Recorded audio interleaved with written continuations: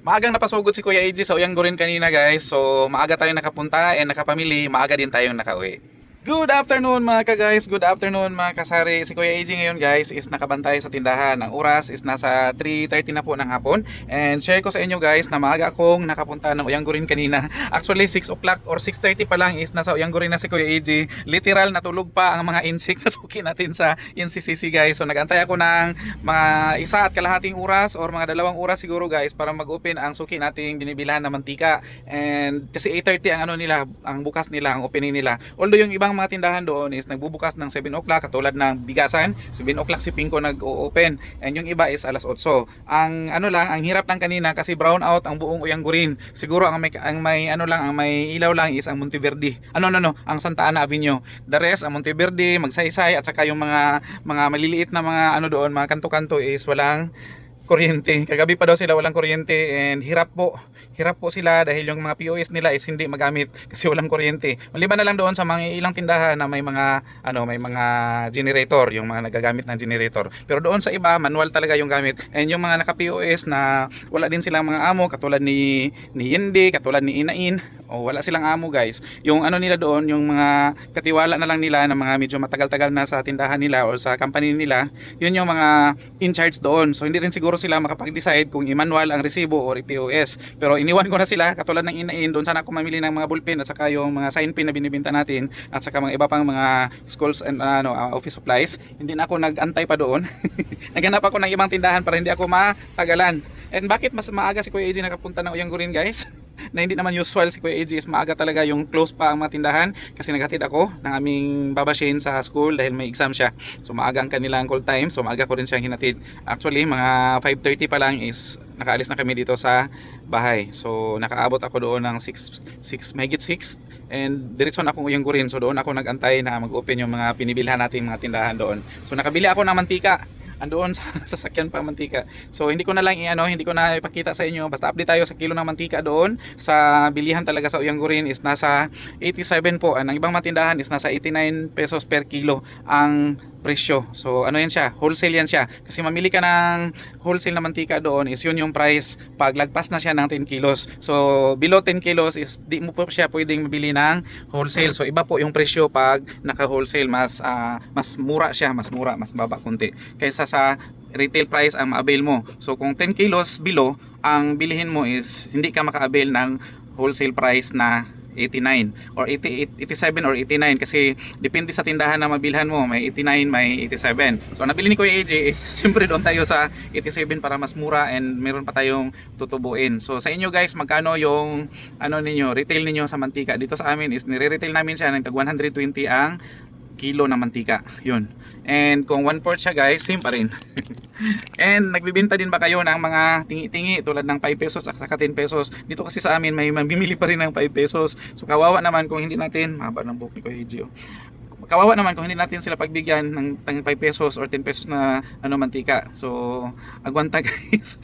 Kahit na may may plastic pa na silupin and ang dyan is matrabaho, pero usual na ino-offer namin is yung tag 1/4 talaga kasi mas easy at saka hindi tayo malugi sa silupin. Pero minsan kasi talaga mayroong mangilan-ngilan na 10 pesos, 5 pesos ang binibili. So kawawa naman kung hindi natin pagbigyan. So yun. And nakabili din pala ako guys ng mga gami, mga additional gami dahil wala na tayong gami. And ano pa ba yung binili ko? Tawag nito.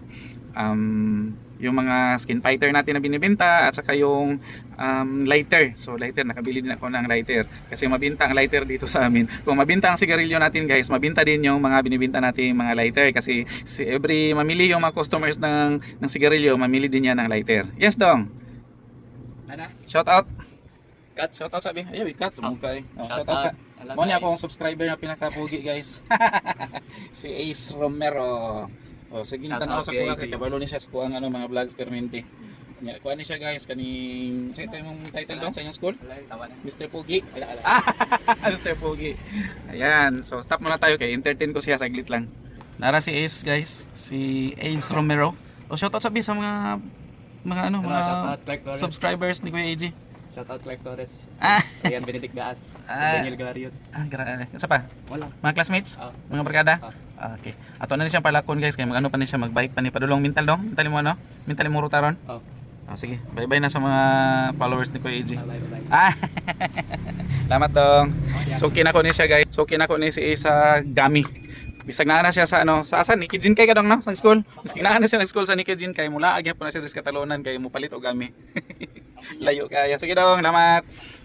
Actually, ang lula ni Ace is na sa Catalonan Grande mo nang pwede siya mo bisita din ni Bantang Ace siyang lula, mapit gyud na siya dire. Kay suki na ni Kuya AJ sa Gami. So balik tayo guys. Balik tayo sa ating topic. Kung ano yung mga napamili ni Kuya AJ. Pakita ko na lang pala yung mga ano ko guys, mga nabiling mga Gami. Mga Gami at saka nabili din ako ng additional na mga tawag nito. Ngit-ngit. Additional na mga coffee powder. Ito yung ating milk chocolate, Enjoy. And meron din tayong Enjoy na cappuccino. Ayan, cappuccino. Cappuccino at saka ano ba yung isa? Yung ating 3-in-1. 3-in-1 na Enjoy din. So, ang mga binibili ni Kuya AJ na mga powder, ito isang silupin ito.